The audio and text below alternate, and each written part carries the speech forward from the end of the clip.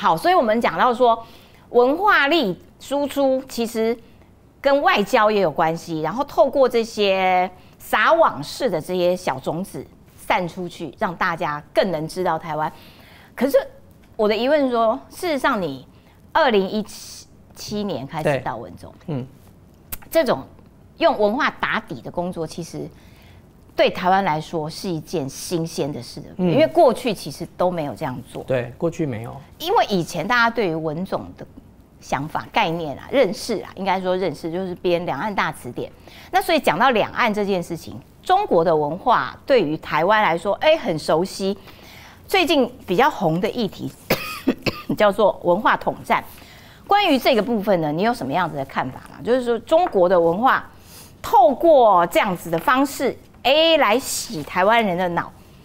那我们没有任何反制的方式吗？我们可以反制回去啊，反统回去，用台湾文化洗他们的脑呢？文化总会有没有这样的？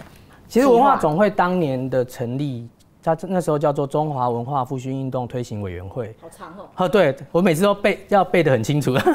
它其实就是因为那时候中国发生文化大革命，所以那时候才蒋介石总统就成立了一个这样的一个组织啊。所以其实就是用文化，就是要保护文化这件事情。他那时候的初衷是这样。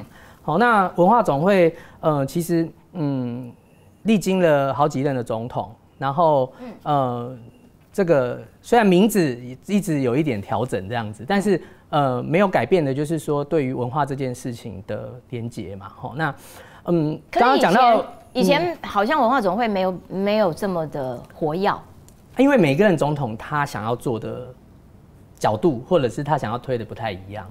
那我们在2017年来之后，其实那时候小英总统很忙，他也没有告诉我们要该做什么。所以这几年其实就是文总的团队脑力激荡，然后去想出来的很多事情。那回到刚刚讲的这件事情，就是说统战两个字就是统一战线嘛。对，就是对方想要把你拉过来变统一战线。好，那我觉得这里面其实是有几件事情，就是说，因为不论是统战，或者是像现在常常所谓的认知作战，这几件事情其实都会串在一起。那当然错假讯息啊，或者是认知作战这事情，现在都有专业的单位在负责。好，那文总比较要做的，应该是说，我们要怎么样建立我们自己的自信，跟我们自己是什么。也就是说，台湾人的台湾。台湾人台湾这句话，其实在100年前，当时的那个前辈就文化的前辈就已经讲这句话，所以我们要文总其实要做的是台湾的主体性，要把它建立起来。那透过各种形式，因为当它建立起来之后，就没有所谓台湾文化主体性。对，主体性。那有这个主体性，其实它虽然可以一直统战你，但你就有自己的判断、自己的识别，然后你就能够去试读很多事情。那我觉得这个对文总来讲反而是可以做的事。所以我们刚刚讲了好几个不同的活动啊，出版影像，其实我们一直在做的就是让大家认识自己，然后呢建立自己的自信。我记得我小的时候啊，我那时候的课本就是会写说我们要做个堂堂正正的中国人。没错。好，那我后来这几年去台南的台湾历史博物馆，刚好有一个教科书展，我就去翻，那我就发现说，刚好我那时候的小学那5年，就非常强调我们要做个堂堂正正的中国人这件事情。所以这个世代其实那时候就是被那时候的政治环境被教育成这样。好，那现在台湾人不断的去强调自己的主体性，其实文化总会不管透过什么样的形式，要做的就是回归到一个这块土地上到底带来的是什么。我们不再是去背说什么黄河有多长，长江有多长。我们要了解自己啊，从广州到北京要搭什么铁路？对，那还不如去了解说搭飞机就好了啦。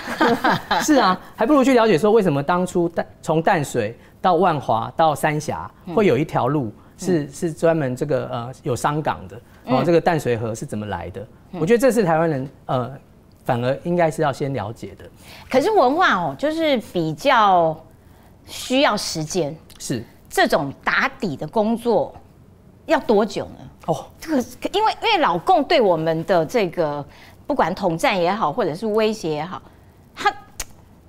他很快，对，他的速度压迫感很强，所以时间看起来并不站在我们这啊。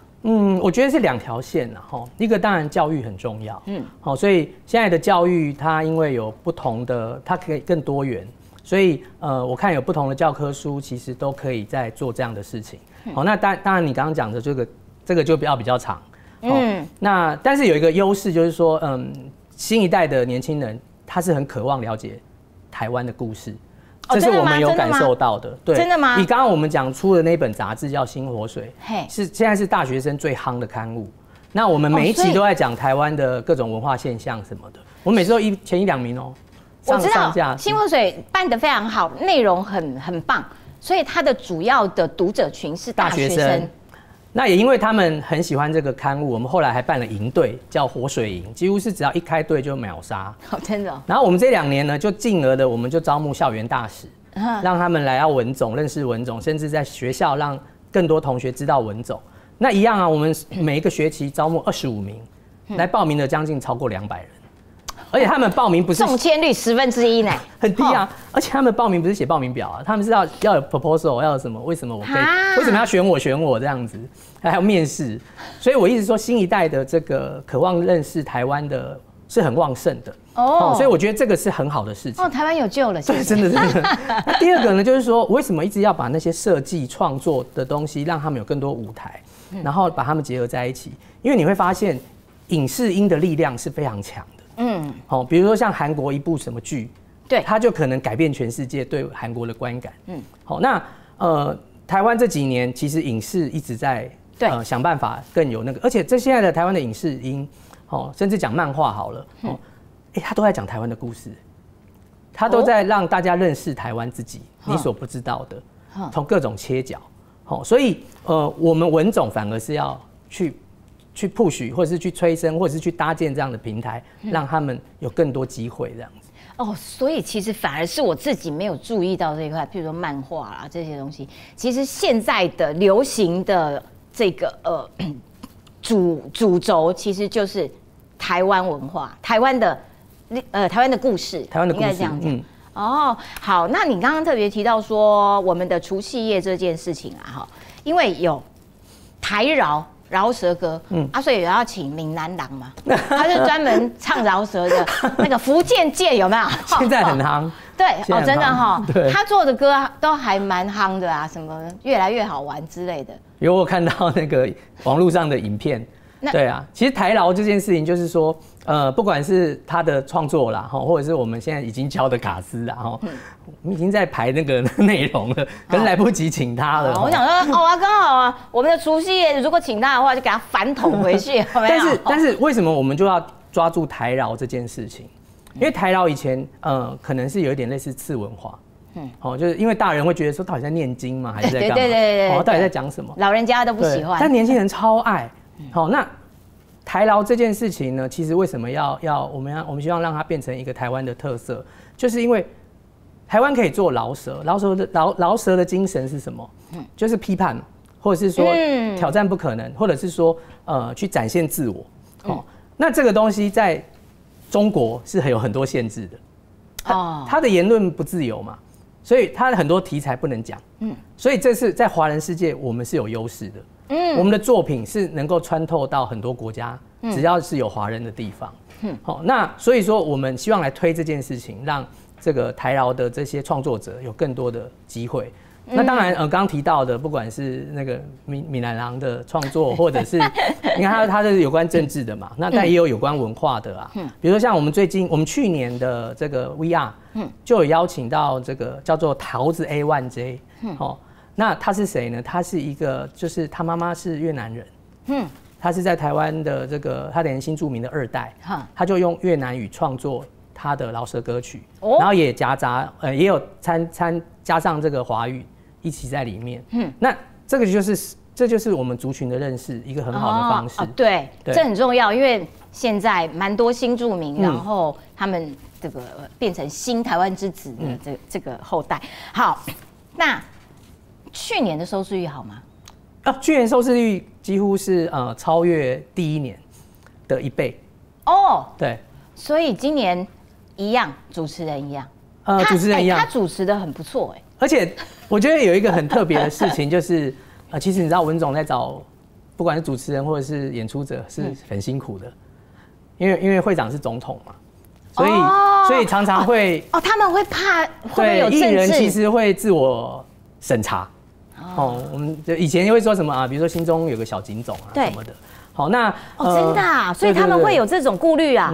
我印象中啊，在第一次的 VR 的节目规划心里想的这些卡司，几乎第一波卡司几乎是只有1、2个是可以的，大概换了大概100多人，对，一直调整内容，最后呈现出来才有那样的结果。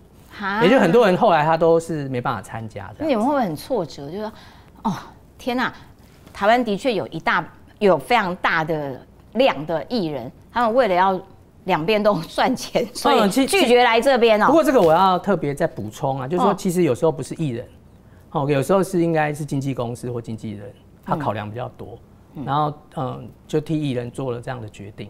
好，那所以到了经纪公司或经纪人，他当然有更大的这个思考嘛，我们也没办法去。所以你们其实碰到蛮多困难。其实碰到蛮多困难。那你刚刚提到主持人 Sandy， 他是我们也是有几个人选之后，他最后他可以来，那他也愿意。那我还记得那时候他挺着大肚子。对。然后我们本来还在思考说，这个好像没有过但我们也觉得这是个特色，因为现在生育也是这个嘛，国安危机嘛，带头示范。对啊，国家要感谢他啊，对，国家所以要让他这个展现。结果他第一次主持非常好，然后当然他也是这个金奖等级的啦，我们非常佩服他。